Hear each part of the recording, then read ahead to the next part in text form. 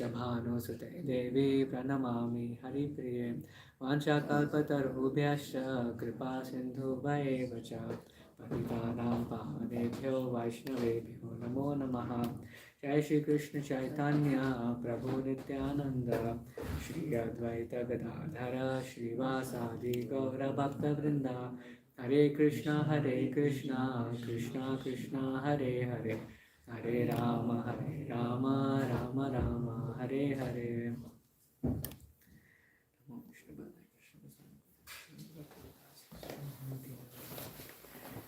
Okay, so yesterday was the last day of Kartik month, Kal ka aakhri din tha.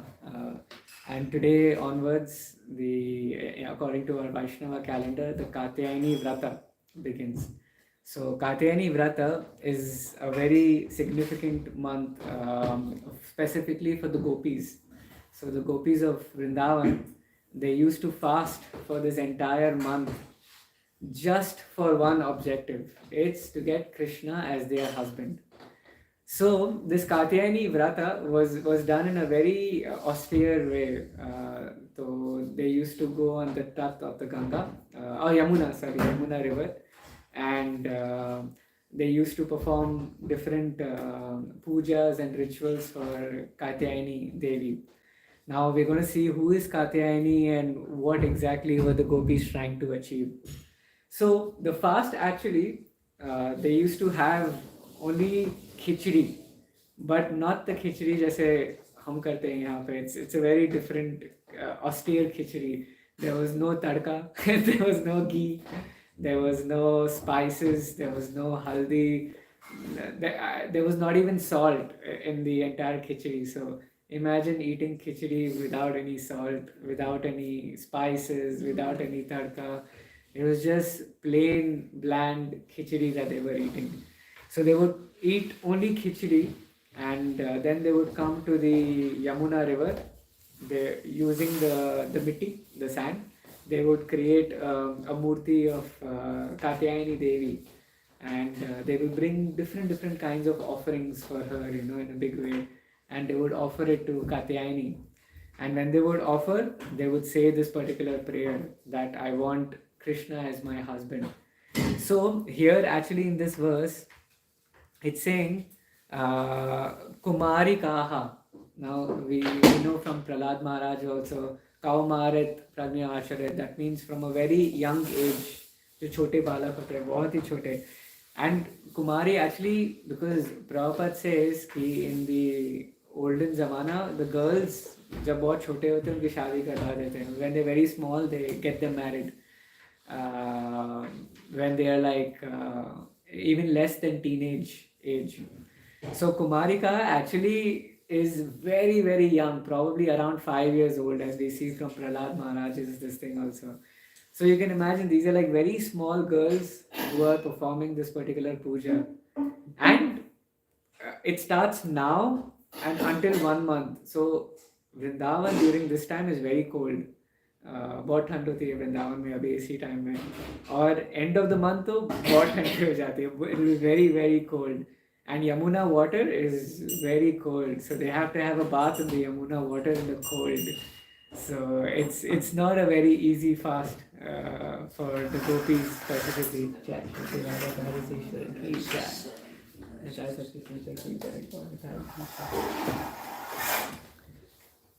So this particular fast was not very easy, but they did it. So Prabhupada explains in the purport that actually they're not really worshipping Durga as we think of it to be. Generally क्या होता है कि Prabhupada says that, or our acharyas also explain that we don't worship any demigods. We don't, specifically not Durga. But here they are worshipping Durga. So we'll see from what Prabhupada is saying. The internal and external, or superior and inferior, potencies of Supreme Lord are personified as Yoga Maya and Mahamaya respectively. The name Durga is sometimes used to refer the internal superior potency as stated in the Pancharatra. In all mantras used to worship Krishna, the presiding deity is known as Durga. Thus, in the transcendental sound vibrations glorifying and worshipping the absolute truth, Krishna, The presiding deity of the particular mantra or hymn is called Durga. The name Durga also refers to that personality who functions as the internal potency of the Lord and who is thus on the platform of Shuddha Sattva or pure transcendental existence. So, the actual Durga that the gopis were worshipping, Prabhupada says, was actually the internal potency of Krishna. It was the personification of Shuddha Sattva, and the generally Durga that we worship in India or in the Vedic tradition is more or less the one who protects the material world. But this Durga is beyond the material world. She is Shuddha Sattva. She is in the transcendental abode. Like in the Bhagavad Gita, you have the different stages that is explained. So there is Tamas, Raja, and Sattva. And then beyond the Sattva comes the Shuddha Sattva. So this potency is on that Shuddha Sattva. So therefore, these gopis were actually worshipping. Here it is said that the internal potency is understood to be Krishna's sister, known as Subhadra. So this Durga, who is worshipped by the gopis in Vrindavan, is actually Subhadra. And if you look at it, this energy actually comes from Radharani. So technically they were worshipping Radha in itself to get Krishna as their husband. Because Prabhupada says that in we as Vaishnavas, we don't worship demigods, we don't worship different devtas. But even if we do it as a prayer to get Krishna as our husband. As simple as that. So even if we do pray, like we see Mahaprabhu during his different pastimes in south of India, he visited many Devi Devta Mandir and temples. But in all the places, he only prayed for devotional service to Krishna. Therefore, Prabhupada further explains in the purport that even if we accept hypothetically that the gopis were worshipping the external Maya, that is Durga, there is no fault on their part, since in their pastimes of loving Krishna, they were acting as ordinary members of society. So let's assume, like the Karmis generally say, that the gopis also were worshipping Durga, Mahaprabhu also worshipped Lord Shiva, therefore we should also worship the Devatas. But here it's not that way. So even if they were worshipping, Prabhupada says that the Vaishnavas generally do not accept any demigod worship, because Narottam Das Thakur has strictly forbidden all worship of demigods for anyone who wants to advance in pure devotional service. Yet the gopis, who are beyond compare in their affection for Krishna, were seen to worship Durga. The worshippers of demigods are sometimes mentioned that the gopis worship goddess Durga, but we understand the purpose of the gopis. That is, the purpose is that if Krishna is the center of an activity, a devotee can adopt any means to achieve that goal. The gopis could adopt any means to satisfy or serve Krishna. That was their super excellent characteristic of the gopis. So, if there is any means, if we can get Krishna, we should be able to do it. Like if we see when Narada was collecting dust, when Krishna had a headache, he went to the gopis, and the gopis were even willing to go to the hellish planets so that Krishna could be satisfied. So here also the gopis are willing to do anything just to attain Krishna as their husband. They did not want anything else. So the conclusion, Prabhupada says, is that a sincere devotee of Krishna will never imagine any material quality to exist in transcendental gopis. Yet, their only desire is to simply love and satisfy Krishna. And Krishna fulfilled that desire. So when the gopis, on the last day of the vrata, they were in the Yamuna river, and they were completely naked into the river, and their clothes were on the shore. Krishna came along with his friends, and it is said that his friends, the gopas, they were so small that they couldn't even talk. वो तोतला जैसे बात कर रहे थे. It was like they were stammering in their voice completely. So they were so small. So generally, many times they make fun that your Krishna is actually very immoral. He stole the clothes of the gopis. But actually, if you look at the age of Krishna, he was so small. These are like small children who were playing. But Krishna did. So he took away all the clothes of the gopis, And then we remember the pastime where the gopis came, they took back their clothes, but because they wanted Krishna as their husband, Krishna fulfilled that desire, because only a husband can see their wife naked and nobody else. But actually, in true sense, Krishna is a brahmachari. It is said in Gopal Tapani Upanishad that Krishna is a brahmachari in itself, but how is that possible? Like, Krishna has so many wives, so many different gopis, he has Radha. How is it that Krishna is referred as a brahmachari? So, it explains over here that there was a pastime which took place. So, what happened is one time Durvas Muni came to Vrindavan, and the gopis were preparing a big feast for Durvas Muni. But Durvas Muni was on the other side of the Yamuna. So the gopis had to cross the Yamuna to take all the preparations that they had done. So they went to the shore of the Yamuna, and Krishna was standing there. And they asked Krishna, can you help us cross the river and go on the other side? And Krishna said, I can, but you have to tell a password. You have to tell a code. You have to tell a mantra. And the gopi said, okay, tell us, what is the mantra? And he said, you have to say that Krishna is the best brahmachari, that you allow us to pass through. So you have to tell the Yamuna that you please allow this brahmachari Krishna to help us get on the other side. And the gopis started to laugh, like, you have so many girlfriends. What kind of a brahmachari are you, how can you be called a brahmachari? So they made a lot of fun of Krishna, that, what are you saying? And Krishna said, if you want, you have to say it, otherwise you're not going to go. So they said it in a very joking manner. Oh, Krishna is the brahmachari and he has to help us cross the river. And immediately the Yamuna came on the side and the gopis crossed over. They were very confused what happened. But anyway, they went on the other side.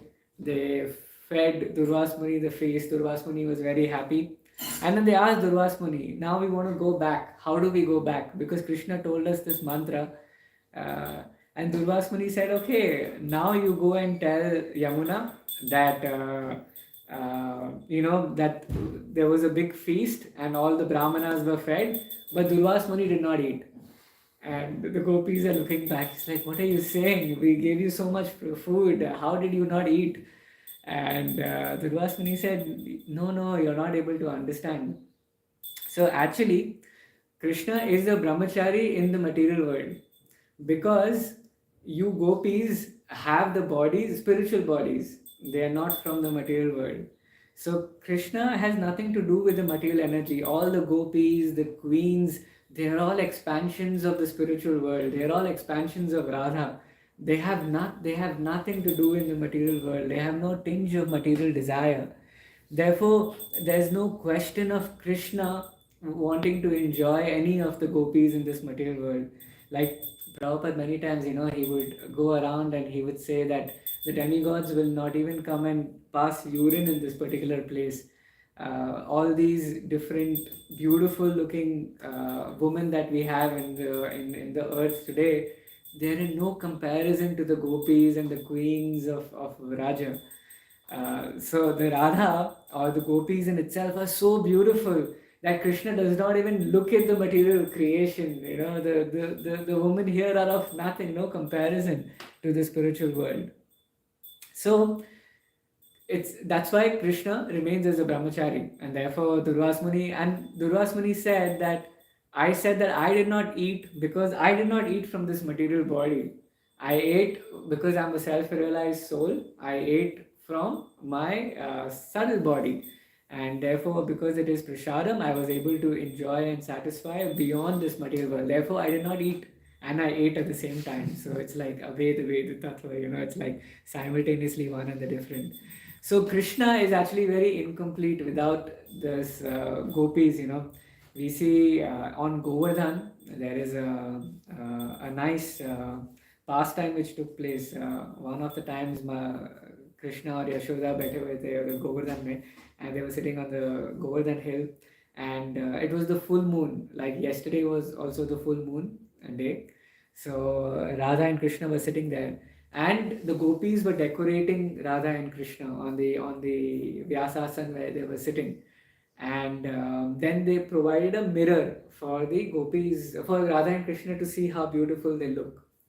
And Radha joked and said that, look, I'm so beautiful. I'm more beautiful than the moon, which is behind us. And you are so dark, look at me, I'm glowing as the moon. And then Krishna actually said, yes, you are the most beautiful. But the moon cannot shine without the darkness. The darkness has to be there so that the moon's beauty can be seen. So same way, Krishna needs to be there so that Radha can look beautiful.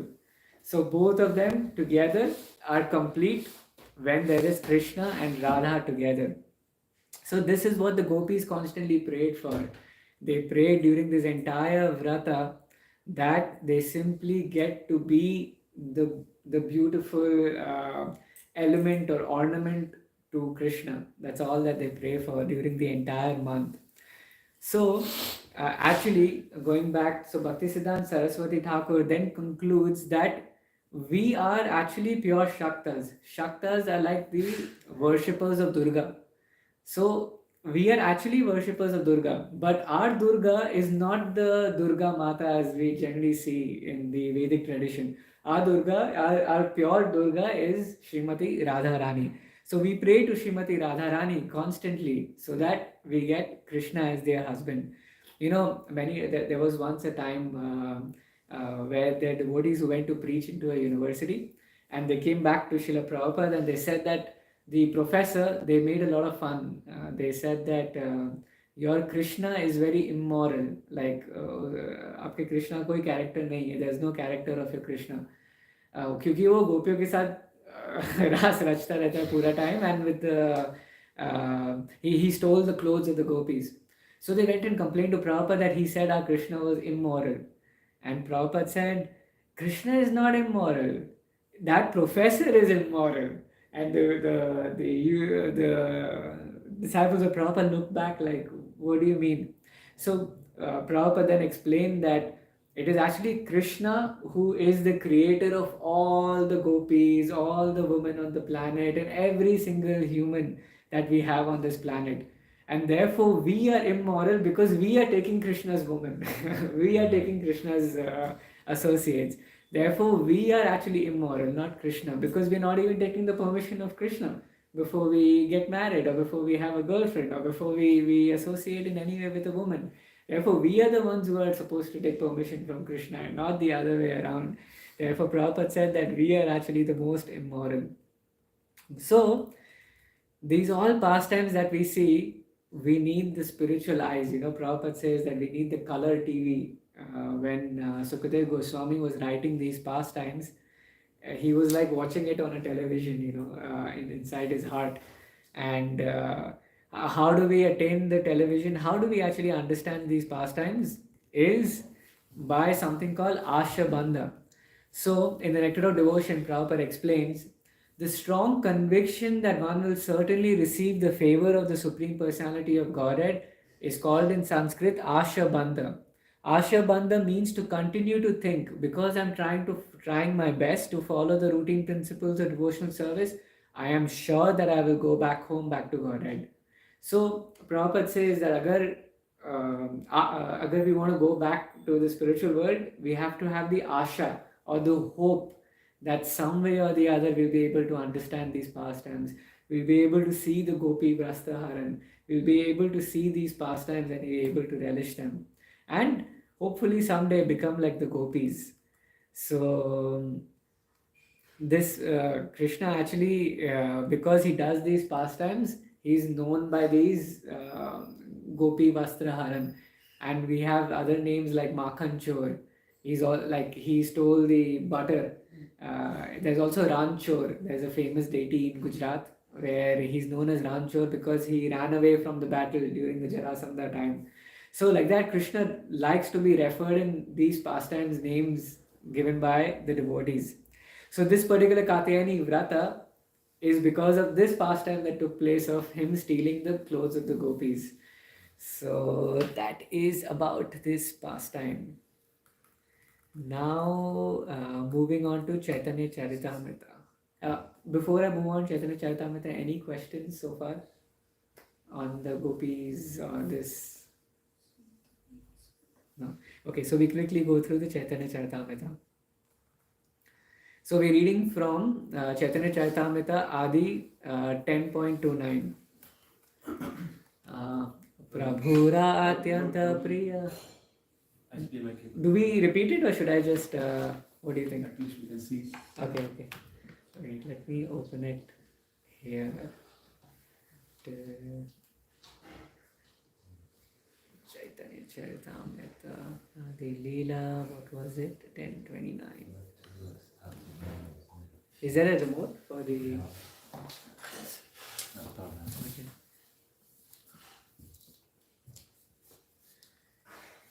Chaitanya.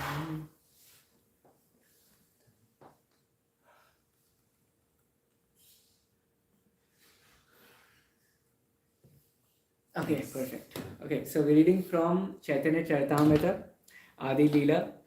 So if you remember, it's talking about the different branches of the tree of Mahaprabhu. So we're reading from the 29th verse. Prabhura Atyanta Priya Pandita Ganga Das Yanhara Smarane Hai Sarva Bandhanash. Prabhura Atyanta Priya Pandita Ganga Das Yahara Smarane Haya Sarva Bandhanash. Okay, so Pandita Gangadas was the 8th dear branch of the tree of Sri Chaitanya Mahaprabhu. One who remembers his activities attains freedom from all bondage. And we also read the next one and then we move on to explaining who it is. So we're reading from 30. Chaitanya Parsada Shri Acharya Purandara Pita Kari Yandre Bale Gauranga Sundar. Chaitanya Parshad Shri Acharya Purandar Pita Kari Yare Bale Gauranga Sundar. Chaitanya Parshad Shri Acharya Purandar Pita Kari Yare Bale Gauranga Sundar. Okay, so Sri Acharya Purandara, the 9th branch, was a constant associate of Lord Chaitanya's. The Lord accepted him as his father. Purport. It is described in the Chaitanya Bhagavad that whenever Lord Chaitanya Mahaprabhu visited the house of Raghava Pandit, he also visited Purandara Acharya immediately upon receiving an invitation. Purandara Acharya is to be considered most fortunate because the Lord used to greet him by addressing him as his father and embracing him with great love. Okay, so we'll quickly read through who are these personalities. So the first one we saw, there was Gangadas Pandit. So Gangadas Pandit is actually, so there are two descriptions of him in different scriptures. So in both Gaura Ganodesha Dipika, it said that Ramachandra's guru Vashishta Muni appeared in two expansions in Gaura Leela, as Gangadas Pandit and as Sudarshana. So one of the expansions of Gangadas Pandit is Rama's guru, Vashishta. So Vashishta became Gangadas Pandit, Pandit Gangadas. And also there's another description, it says Jagannath Acharya and Gangadas Pandit were previously Durvas, who was so dear to the gopis in Madhuvana. So we just heard about Durvas. So Durvas is also Gangadas Pandit. So he's actually a mix of both. He is Durvas as well as he is Vashishta, who Durvas is... Rishi? Sorry? Durvas Rishi? What is Durvas means? It just mentions Durvas. So my understanding would be Durvas, but it just, because this is the exact description, it says Jagannath Acharya and Gangadas Pandit were previously Durvas, who were so dear in the gopis in Madhuvan. So in the gopis, dear in Madhuvan could be both. The story you told regarding how gopis, Krishna is the brahmachari and Durvasa is ever, the literal meaning of Durvasa is only drank the juice of Durva grass. That is, he is called Durvasa. Durvasa. That's why I got confused. Okay. So maybe some rishis. Yeah, must be. So, so there's also another description. It says, in his Chaitanya Bhagavat, Vrindavan Das Thakur equates Ganga Das Pandit with Krishna's Guru Sandipani Muni. So now it's another description that comes in. It's like first he was referred as Vashishta, and now he's referred as Sandipani. And that's why he was given a lot of respect, because he was considered as the Guru of Chaitanya Mahaprabhu. So Gangadas actually he lived in a place which is called Ganga Nagara. So what happens during the Gaur Mandal Parikrama? It's very close to Yoga Peeth. Generally, the devotees sit down there to hear the glories of Gangadas's home. So Gangadas's home was the place where Mahaprabhu actually studied the different, different Nyaya, the various sutras, and the different Vedic descriptions, and a lot of stuff that Mahaprabhu studied, which we'll go through.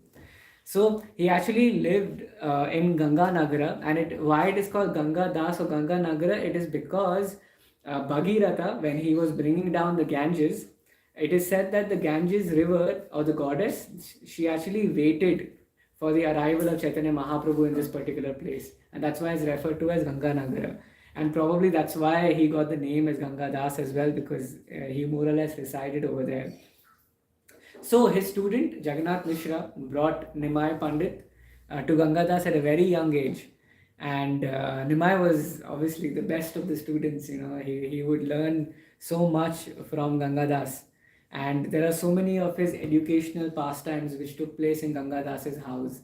So where he would always ask trick questions to his co-students.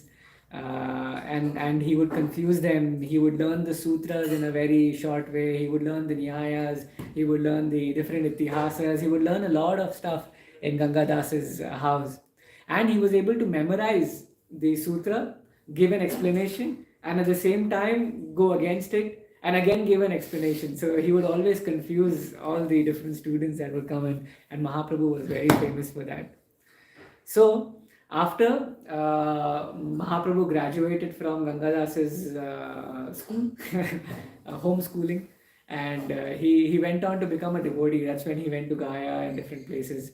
But Mahaprabhu was so attached to Gangadas that as soon as he came back from Gaya, he went and met Gangadas, and he offered his obeisances, because he showed the example of the Guru, that we constantly have to worship the Guru in every possible way. So he would go, he would pay obeisances, he would embrace, and Gangadas would still continue to instruct Mahaprabhu even after coming back from Gaya, and he had become such an exalted devotee. He would still take instructions from Gangadas, and that's why Gangadas was so dear to Mahaprabhu.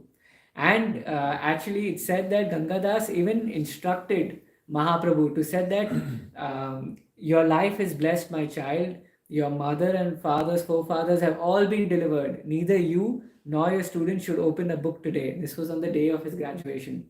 Even if Brahma himself tells you to do so, you have now revealed yourself. So go home today.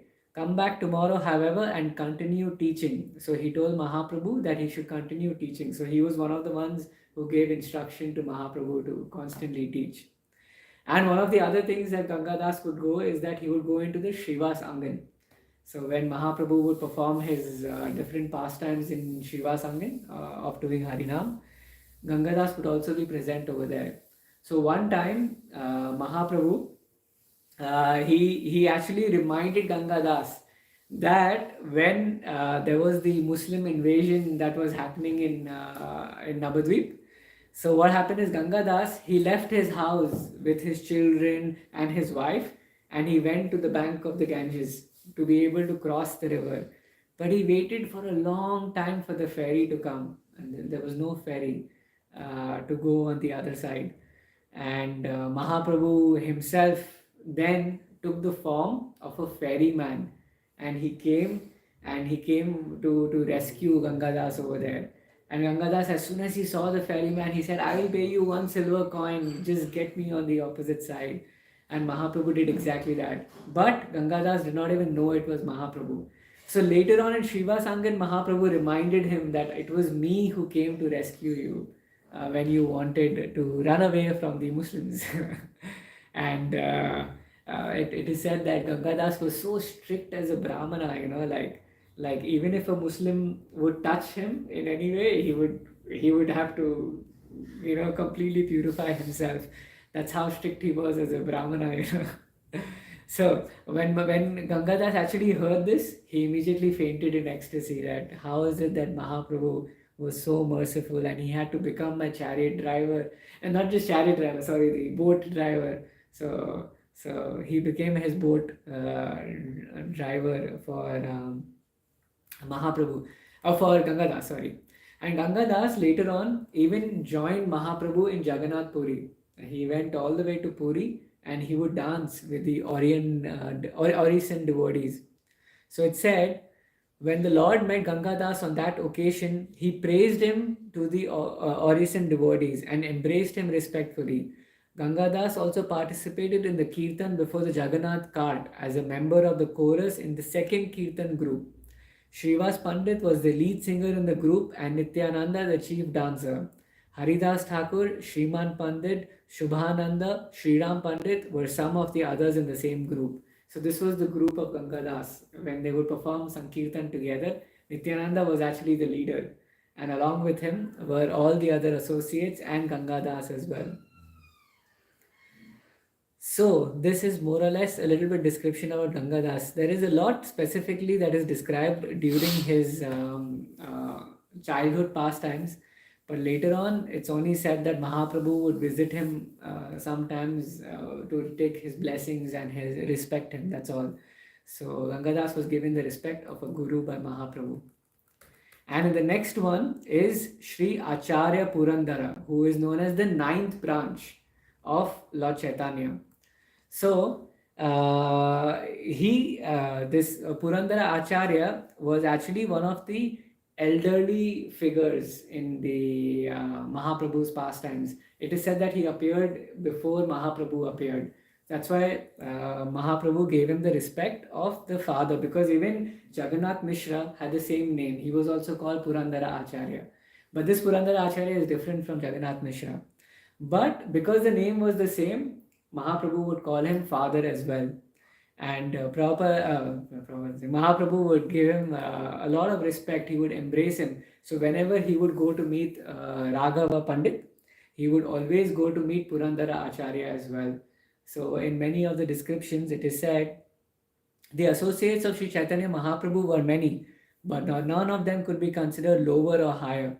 So we see that there are so many different branches of Mahaprabhu. There are so many different personalities. But it's not that one of them is higher or lower. All of them are very dear to Chaitanya Mahaprabhu. Even though actually there is not a lot of description about Purandara Acharya, but he was very dear to Mahaprabhu. So Krishna's Kaviraj is explaining that none of them should be considered lower or higher. This cannot be ascertained. All the great personalities in the line of Lord Chaitanya enumerated these devotees, but they could not distinguish between greater and lesser. I therefore offer my respectful obeisances unto all of them as a token of respect. Therefore, we should offer our respects to this 8th and the 9th branch, which is Purandara Acharya, as well as Gangadas Pandit, who are great personalities and very dear to Mahaprabhu. That is about these two personalities. Any questions?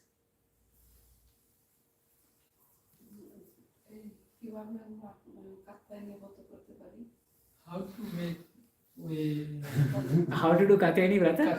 कैसे करते हैं? Actually ज़्यादा description नहीं है उसके बारे में, लेकिन इतना लिखा गया है कि वो क्या करते थे कि वो सुबह को उठ के डिफरेंट प्रिपरेशंस बनाते थे कात्यायनी के लिए, और ऑफ कोर्स वो यमुना के तट पे जाके वो मूर्ति बनाते थे कात्यायनी की जी, हाँ सैंड से, और रोज बनाते थे. मतलब ऐसे नहीं कि एक मूर्ति को पूरे महीने करते थे, वो रोज मूर्ति बनाते थे और वो रिवर में बह जाती थी और यमुना में. तो रोज मूर्ति बनाते थे, उनको डेकोरेट करते थे, उनकी डिफरेंट वो सिंदूर और वो डिफरेंट उससे पूजा करते थे। और ये मंत्र स्पेसिफिकली जप करते थे कि मुझे कृष्ण चाहिए एज माय हस्बैंड। तो उनके एक ही प्रार्थना होती थी।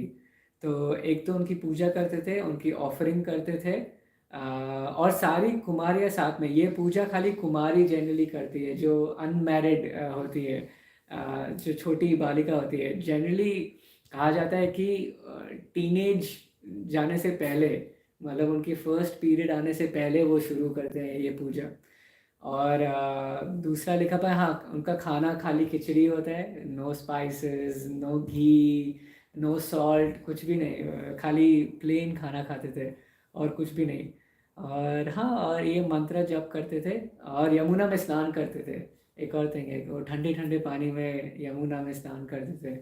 और इतना ही डिस्क्रिप्शन बताया गया है उसके बारे में। भागवतम में ज़्यादा तो नहीं है क्योंकि सुखदेव गोस्वामी एक्चुअली चाहते नहीं है कि हम ये पूजा करें, तो उन्होंने इतना ही डिस्क्रिप्शन दिया। चाहते हैं, मीन्स नहीं चाहते। हाँ, एंड रिजल्ट चाहते हैं। Anyway, nowadays none of the young girls, जो या छोटी बच्ची हैं, उनको ये इंटरेस्ट भी नहीं होगा इतना पूजा करने के लिए, और उनके मम्मी पापा भी उनको इतने ठंडे पानी में नहीं भेजेंगे। तो हाँ, ये यमुना के टाइम पे, और पूरा महीना करते थे, रोज़ सुबह को जाके ये पूजा करते थे। हाँ, बस इतना ही डिस्क्रिप्शन बताया गया है। তাহলে যে আমাদের যে কাত্যায়নী দেবী আর রাধা রানী কি আমি এটা বুঝিনি, একটু বুঝি কি? You don't understand Katyayini Devi and Radha Rani. Both are same. You are telling. हाँ, सो एक्चुअली वो सेम है और डिफरेंट भी है दोनों। तो जैसे डिफरेंट डिस्क्रिप्शंस बताया गया है कि एक्चुअली प्रभुपाद पर्पट में बताते हैं कि जैसे हिलादनी शक्ति जो है, जो so there is Mahamai and there is योग माया। देयर आर दो तरह की माया है।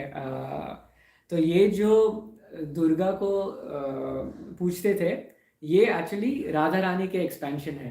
एक्चुअली जो हमारी दुर्गा है, जो हम वैदिक ट्रेडिशन में है, जो बंगाल में स्पेसिफिकली पूछते हैं, वो भी एक्चुअली उनकी शक्ति राधा रानी से ही आती है। लेकिन ये जो है कात्यायनी, ये भी दुर्गा का ही फॉर्म है, लेकिन बहुत क्लोज है इंटरनल पोटेंसी का। It's like more direct expansion of Krishna. Like वो दुर्गा का मटेरियल मैनिफेस्टेशन नहीं है, it is the spiritual external internal manifestation. तो जैसे अगर हम जानते हैं, जब हम हरे कृष्णा का मंत्र जपते हैं तो उसमें 3 सिलेबल आते हैं, कृष्णा, रामा और हरे। तो ये जो हरे है, ये हम जनरली रेफर करते हैं, ये जो है इंटरनल पोटेंसी है कृष्ण की। तो ये सेम इंटरनल हरे जो पोटेंसी है, ये एक्चुअली सेम कात्यायनी है, और यही सेम राधा रानी है। तो एक्चुअली जब हम हरे जपते हैं, वो हम कात्यायनी को ऑटोमेटिकली वर्शिप कर रहे हैं। और प्रभुपाद भक्ति सिद्धांत सरस्वती ठाकुर बताते हैं कि एक्चुअली हम शक्तर्स है। शक्तर्स उनको बोलते हैं जो दुर्गा के भक्त हैं। लेकिन हम भी शक्त है, हम भी दुर्गा को पूछते हैं, लेकिन हम ये वाली दुर्गा जो खाली हमें मटेरियल बेनिफिटेशन, खाली हमें इस दुनिया की है, उसको नहीं पूछते। हम रियल दुर्गा को पूछते हैं। जैसे इवन गणेश को देखते हैं ना, जैसे ब्रह्म संहिता में बताया गया है कि गणेश के जो पावर्स है वो नरसिंह से आते हैं। सो इन द सेम वे तो दुर्गा के पावर्स है, वो इसी पोटेंसी से लेके राधा रानी से आते हैं। तो हम एक्चुअली मेन राधा को पूछते हैं और कात्यायनी को पूछते हैं। तो हाँ, इतना डिस्क्रिप्शन बताया गया है। तो एक्चुअली कात्यायनी राधा रानी ही है। हाँ। Is it okay to say like just like Prabhupada said, there is Mahamaya, there is same energy of the Lord. In material world, it is called Mahamaya, and the spiritual it is called Yoga Maya. Yes. Because even like many pastimes which took place, like for example when the whole universe was shown to Mother Yashoda, so it is said that she got the influence of Yoga Maya.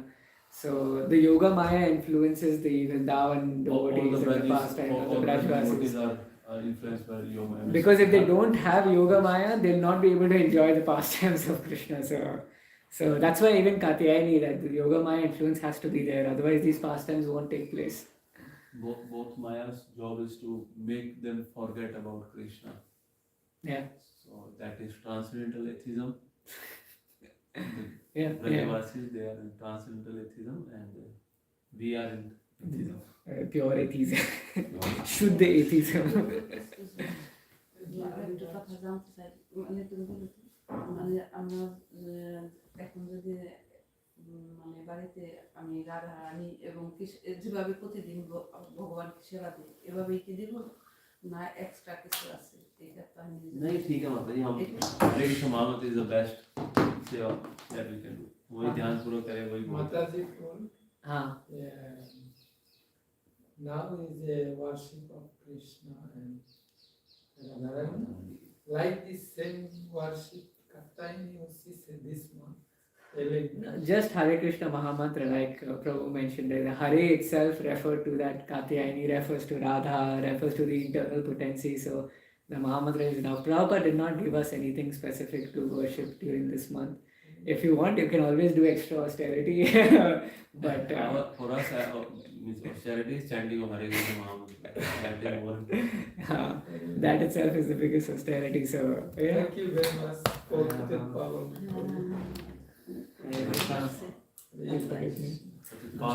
की जा